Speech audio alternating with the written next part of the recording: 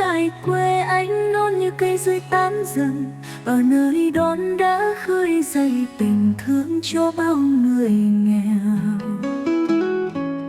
Dù khó khăn vượt qua núi đèo, nơi đây vẫn mãi là nơi cho tôi mùa xuân.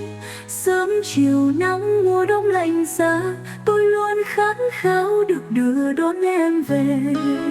Nhưng thức giấc mới chỉ một giấc mơ giữa núi rừng Tủa Sín Chải mới ơi. Dường như tôi thấy mình đang sống trong mơ hồ, giữa bầu trời xanh đến là sáng sẽ tôi nhìn thấy cuối bản ngôi làng đã đổi thay.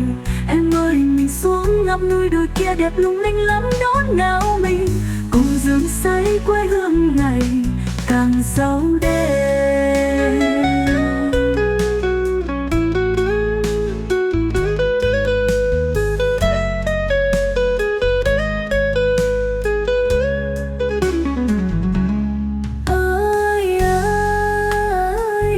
Tủa Sín Chải quê anh non như cây rơi tán rừng, ở nơi đón đã khơi dậy tình thương cho bao người nghèo.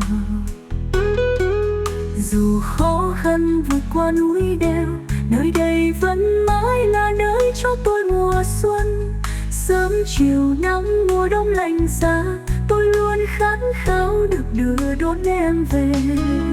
Nhưng thức giấc mới chỉ một giấc mơ giữa núi rừng Tủa Sín Chải mới ơi. Dường như tôi thấy mình đang sống trong mơ hồ, giữa bầu trời xanh đến là sáng sẽ tôi nhìn thấy cuối bản ngôi làng đã đổi thay.